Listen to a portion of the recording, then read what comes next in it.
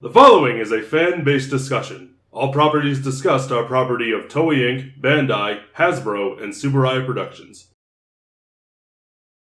Hello everyone, and welcome back to another episode of Tokucast Reviews, episode number 163. Third time around, because we keep forgetting about the fact that we did Neo. Because we completely forgot we reviewed Monster Battle Neo.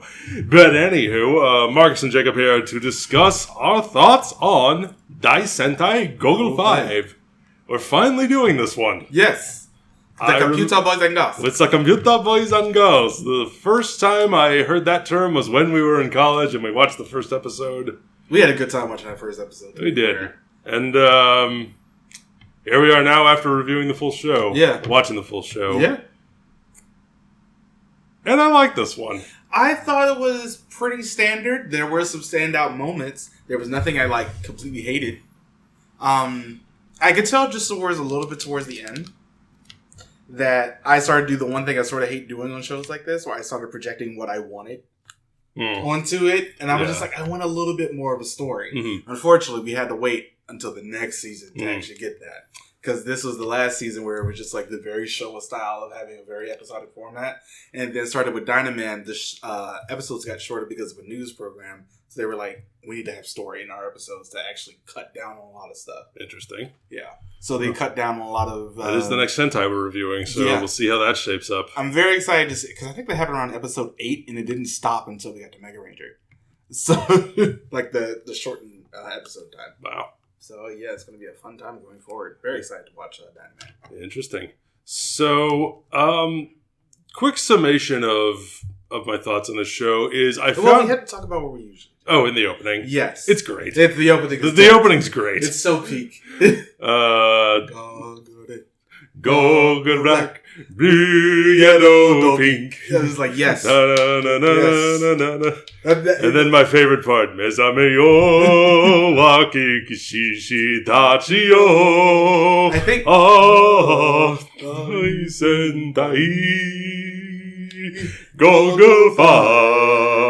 I think it sort of has some staying power because it sort of has a mnemonic device right in the middle of that song with their names. Yeah. So I'm just like, I'm here for it. Mm-hmm. Let's go. Easy to remember this one. For the right reasons. Yeah. It's not as catchy as Densey Man, but nothing will ever in my final thoughts on this mortal plane before the darkness takes me forever, one of them is going to be the Densey Man theme. It's true. That's going to be something I think about to my dying moments. Goodness me. But this opening is great. This is very good. So back to what I was saying. Quick summation of what I thought. I found the show very charming. In ways. For as many faults as I think it has, of which there are many, I still think the cast is great. The core five, I think do a really good job. I think that they are okay. I don't think, and this is coming off of me just talking about Densey Man, even though that was like 2 seasons before this. Yeah. It was the last one we watched, though. Yeah. I don't think it stands out as much as that cast. Certainly. Yeah, I agree. We also have another episode where Pink gets to do a whole bunch of costumes. But that was my favorite episode. I would secondarily agree there. That's my second favorite episode. Okay. Another one I had was actually Black, and we'll talk about him because we'll see him again in Dynaman. His actor. I think the thing is, though, especially comparing those 2 episodes in particular, the 2 costume change episodes, Densey Pink did it better. And I will stand by that. I think it's because of the fact that that was sort of the point of that episode, where Pink, in this case, she didn't really have that much of a character beforehand. And she has a little bit of a character. I think that's a fault with this entire show. Yes. Is that our Rangers are not well characterized. No. I think the actors do a good job with what they're given. Yes. I liked watching all of them on screen. Goggle Red, do you want to do character by character? Yeah, let's do it that way. Okay, so Goggle Red, you mentioned this off camera before we started, but is this the last time we have everyone's color in their name? Kenichi Akama. Keep talking about it, I'm gonna check. So Kenichi, he's one of the weakest Red Rangers, I think, in terms of characterization. Huh. Is that in their name next time? Interesting. But I don't know if you agree with this, Marcus, but Kenichi Akama, our Red Ranger, I feel like he's pretty weak in terms of being a leader. Yes. He doesn't have the charisma and the like oomph and the energy, the gravitas, I guess would be a good word for it. Well, the thing is, that I think a role like this needs. Yeah, he's good. He's not a bad performance. He's he's fine in the role, but like the way he's written, he's just there. He is just kind of there, and he's like leader by proxy because he's the Red. Yeah, in all honesty, the one with the most charisma is probably Black. Black, I think, is the best actor in the show. I think he's the best character. I think best performance. Junichi Haruta, who also plays Dinah Black, as I mentioned, and who also plays Ryusou Green's, not Ryusou, Kyoryu Green's dad. Kyoryu Green's dad. Yeah. Interesting. Along with Rei Tachibana from Dynaman, who plays Kyoryu Green's mom. Oh, cool. Red. Do we have anything else to say on Red? No. He was... this is sort of the problem with a lot of the Reds around this time frame. Until maybe the next season, I haven't really seen a lot of Dynaman. We are never shown anything that has led us to believe that he should be the leader. No. Aside from, like, he finds the doctor first while he's mountain climbing and saves him, and then I guess that's what gets him recruited first. Yeah, it's not even that all the time. It's just like, oh, we have an episode, but we can't really give it to anybody else, maybe? We'll just give it to Red. Yeah. He's really the everyman, but at the same time, he's no man. That's another thing I want to bring up about this. I feel like in previous shows, previous shows to be specific, and some later ones as well, our team is comprised of like the best of the best. It's like the top agents in their field and blah blah blah. We've gone to all the best agencies and we've recruited the best in the field, and they are the ones who we will use to assemble this team of heroes. And nobody's a roller skater. Talk about Lightspeed Rescue out here. Or a mountain climber, which Red is in this. Oh, she was a mountain climber. But even still. But in this one, in Goggle 5, they're just kind of dudes. They're just people. They're just people who, like... Red is an explorer and a mountain climber. Black is the captain of a shogi team, like president of a shogi club at university. Blue plays hockey. Yellow is a zookeeper. Pink is... Which they don't really do a lot Pink is a gymnast. Which they do a lot more with. And they're...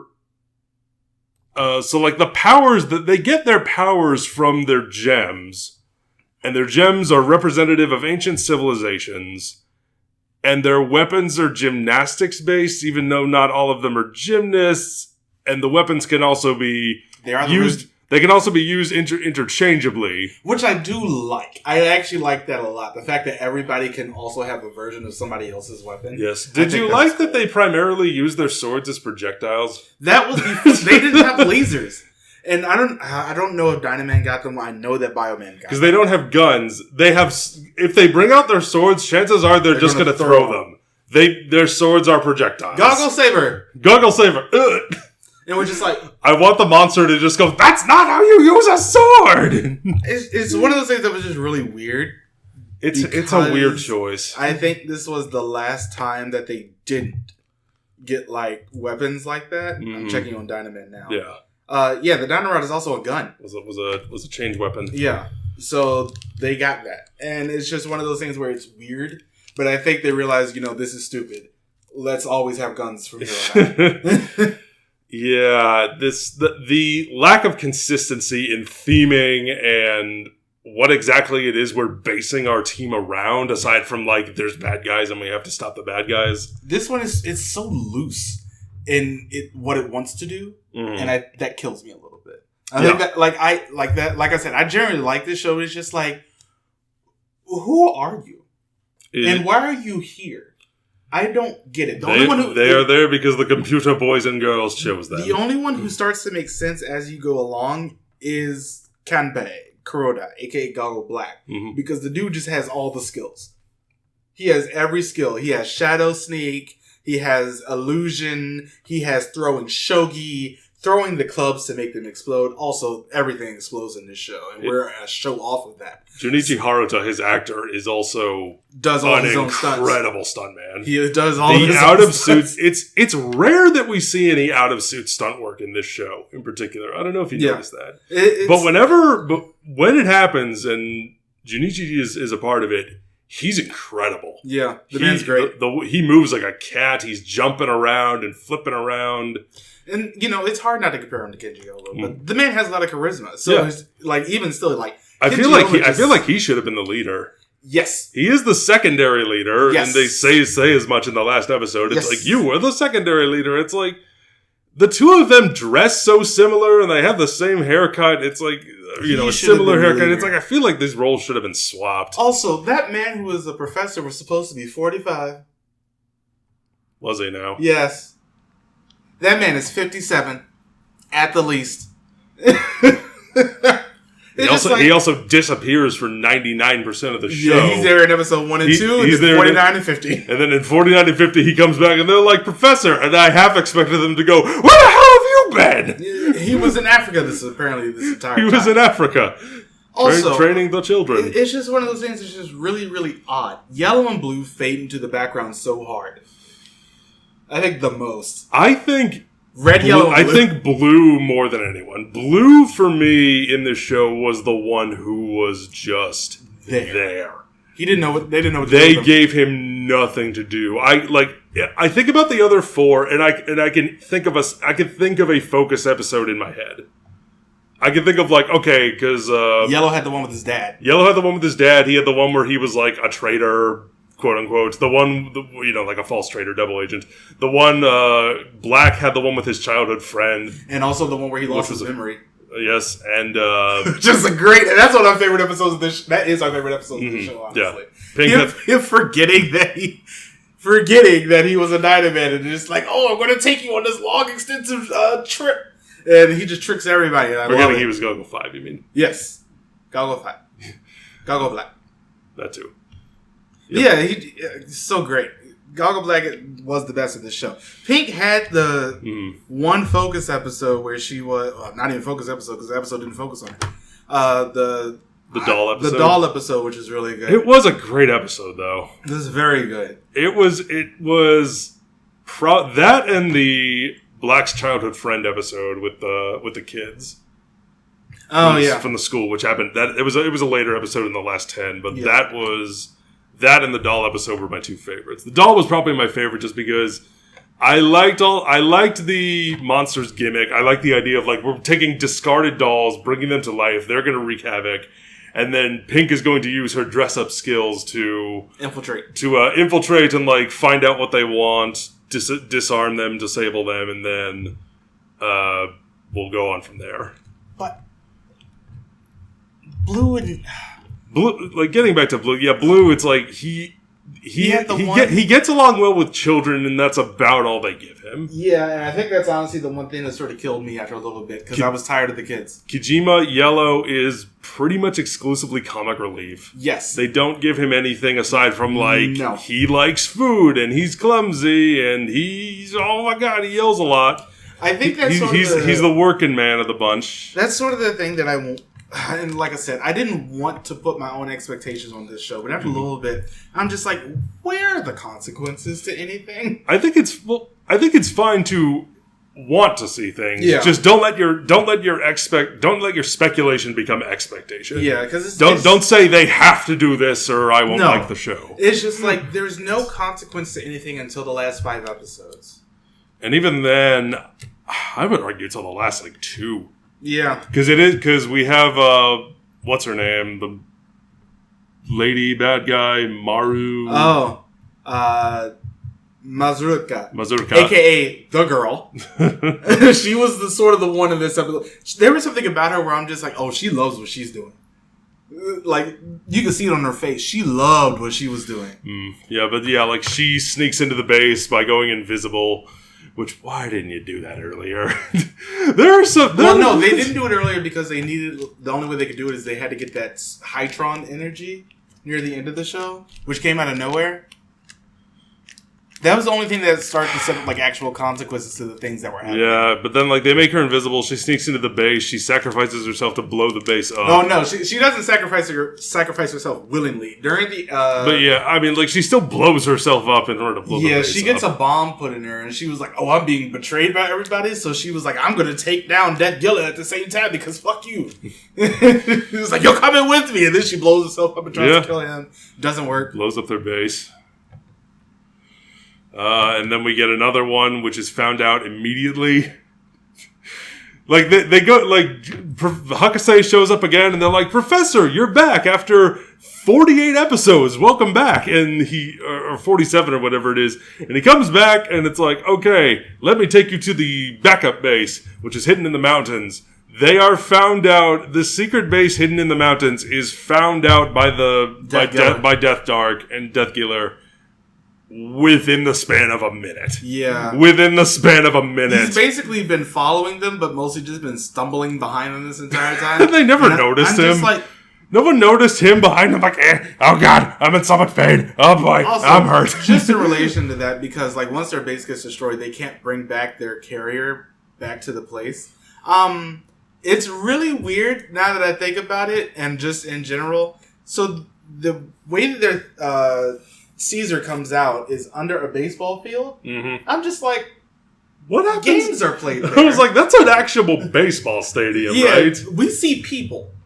What's happening to those people? And it's Hamada on first base. Looks like, oh my god, what is happening to the field? There's a goggle season coming out. Oh, it's going. That's a home run. It's going. It's a home run because everyone is distracted by the fact that the baseball field has opened up and a giant robot is coming out. Goodness gracious me, what is happening? Also, half of my fantasy baseball team is dead.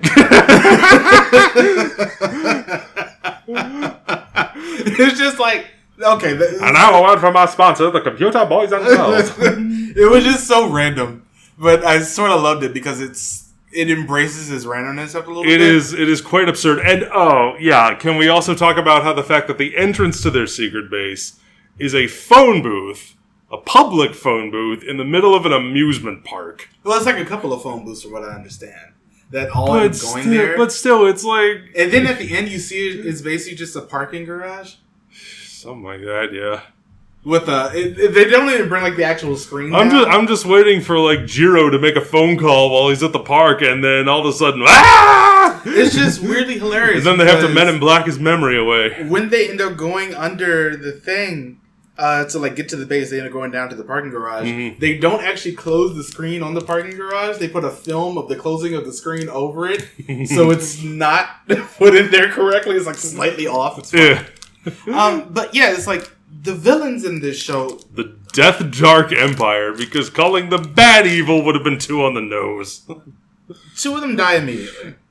Die in like the 15th or something episode. Yeah, when Death Mark comes in, it's like, you guys suck. If you don't succeed the next time, you'll get killed. And they fail. And they fail, and then they get killed. And I'm just like, okay. My favorite part about that whole thing, my favorite part, is when Death Giller... is like, aha, you two, you really suck. See how angry Tabu is and how angry the General Death Giller is? What is General Death Giller. What's the other guy then? No, who's Death Mark. Death Mark, thank you. It's like, see how angry Death Mark and Shogun Tabu are? And then I'm like, glass houses, dude. You haven't succeeded at all either. No, it's just really funny that they say this because for the next 34 episodes, it's failure. Yeah, Deathmark never succeeds. And at all. He never comes out until like the very end. And then he doesn't come out into the field until the end. Yeah, and I'm just like, I feel like you should be out there. And it's weird because it's, once again, coming off of... I know Sun Vulcan was between this and that. And Sun Vulcan had pretty good villains, as I've spoken of in that review. But coming off of Denziman especially, it's like the villains took a downgrade. I know Machiko Soga was there, and that's unfair. Yeah. But she had so much presence. There was, at least things happening behind the screens. It's like consequences were actually happening. Mm-hmm. This show doesn't have that. So it lacks stakes for half of it. There aren't any stakes, there aren't any consequences, and it is very fluffy. Yeah. It's very like, a monster is here, we're going to create this monster with our dark science to do something very specific. Goggle 5 will foil it. Curses, we move on. Yeah, it's just odd. And this is also, I don't know if you felt this way, but... Also, I hate their suits. My God, their faces. We haven't talked about suits in a while because there are more important things to talk about. But oh my God. They're not good, yeah. These are the last cloth suits. Yes, so they are. From here on out, everything will be spandex. Don't tell Dr. K. And not the Go Busters. But, God, I think the thing that really kills it is, honestly, the helmet. The helmets are atrocious. What about them is atrocious? They're super defined jawline, just how wide the visors are. They're not great. Also, because of the fact that they didn't really have, I guess, a good way to do this, pink suit doesn't match her helmet. Oh. Her helmet's slightly lighter than the suit proper. Oh. Yet another example of I don't think they ever expected me to watch this in as nice of a definition on as nice of a screen. It just straight up wasn't in the same color. I mean, that too. You can see her whenever she wants to give you a hug during her pose. Black had the best one. Black's pose. That was also basically just Change Griffin. I don't know if you felt this way, but I feel like in this show especially, I'm starting to see the crystallization of things in... I would say mostly Sentai, but especially would be later taken by Power Rangers, that really start to bug me. Where the editing, it is edited in such a way that we have to constantly have something happening or giving the illusion that something's happening by repeating an action 3 times. We can't just have them punch someone. We have to have them punch someone and then cut to another shot of them falling over 3 times. And then we have to have everyone fall over 3 times. We have to jump in the air and flip 3 times. Yeah, and it's over and over and over again. Which is weird because there are also some film things that I like in this because they'll have them fighting against a couple of minions and then slow down and speed up and then slow down and speed up again. You could have renamed this show Dai Sentai We Found Out What Slow Motion Is. Yeah. Which is weird though. There is a lot of slow motion in this show. Yeah, a lot of slow than speed. And it feels like the director or the DP just figured out what it was and we're like, ooh, I can't wait to use this. And it does sort of kill the momentum sometimes, but you can tell I think this is something we'll begin to look back on, especially when we get to Dynaman next time, because they stopped doing that. Another thing, we just watched Densei Man. We just reviewed Densei Man. Yeah. And they do something similar in this where, because one of the things I praised a lot about the action in Densei Man was the locations were interesting and they always, without resorting to cheap editing tricks the way they did with this one, because they cut around it a lot. I mean, the shot of the giant mech exploding at the end of every episode after they kill the monster in the mech, it's the same shot every time. Yeah, it is. It is always a shot in a forest of an explosion, even if we were fighting nowhere near a forest. And it's noticeable. But this is like the action scenes from Densei Man in terms of the way they're shot, but with the cheap editing tricks and the actions themselves, the choreography is just nowhere near as interesting. Yeah. Because when you have, somebody fighting in the background and they're in a playground urban area and and I think it's Blue Kenji Obe is ziplining over top of people and kicking minions as he's flying over them while someone is fighting in the foreground and it gives you an interesting composition where we're looking at 2 different kinds of action happening. While in this one it's we're in a field, we're in the quarry, we're in the city. We're in the same environments as we are every time before, and it's just we're punching people or we're using weapons that just don't feel like they would be usable as weapons, so we have to shoot, editing tricks to get around that of people just falling over and over again. Also, I will say, those zoom in, when Pink does the little pink ribbon shower thing, and it's just that same scene over and over again. Yeah. They're zooming in. Once again, these helmets are nightmare fuel. Something about them just sets me all the way off. And it's weird because you have the ones from Densei Man where they're a lot more angular, I guess, and they're not as well defined as where the cheekbones and dimples and stuff should be on the face. It's not a form-fitting helmet. It's not even that. It's just not a face. It's not as much of a face. These ones just feel off in comparison. Watching them in action isn't great. And I think it's one of those things that, once again, you know how much I hate lips on suits. Mm-hmm. But I think it's one of those things going forward where they don't have that for such a long time. I just appreciate it so much. Because I don't think they have lips on the helmets again until Zyuranger? Nope, Bioman. And then Zyuranger. Mm-hmm. I feel like I've said everything I need to. Same. This show's not the worst. No, certainly not. Again, I think the show is charming. I think it has its charms. I think the good performances definitely give it a boost. I think we need to talk about the computer boys and girls a little bit. They're like an evolution of like what the Writer Scouts were, I guess, yes. And like bringing that over to Sentai. I thought the exact same thing. And they are much more integrally involved in the story. But this is also the problem with children, where they can't act for the most part. And I think that really brings some scenes down because it's them shouting. There are a lot of kids in this show. Yeah. And which is why... This is a very child-centric show in terms of guest stars and in terms of our lead cast. It's one of those things where this is also why I don't like Zyuranger. There are just too many kids. And aside from the fact that it's awful. Yeah, there are too many kids and it starts to bring my enjoyment of the show down the further we go in. Mm-hmm. Especially because one of the older girls just retires halfway through. And we never see her again. She just retires for no reason. Yeah, she leaves in like the 20s, and then she's just gone. Yeah, she's just like, oh, okay. They're also minorest of nitpicks. They're called computer boys and girls. There's only one girl. Yeah, Akane is the only girl. But this show is just like after a little bit, I'm just like, okay, I need something else. Yeah, which is why I'm excited for Dynaman because there are less children in that show. For as many gripes as I have said and as I have with Goggle 5, I don't think it's a bad show. No, I didn't feel like my time was wasted watching it. There were things I liked, there were things I didn't like, but I think it's really just about. I was able to look past the things I didn't like because what's there that's good is entertaining enough. Yeah, and also Black exists, so he really helped me get into this show at least a little bit. Anytime there was a focus episode on him, I'm just like, yes, we're in for good shit this week. But outside of him, it's just like, oh, here we are again.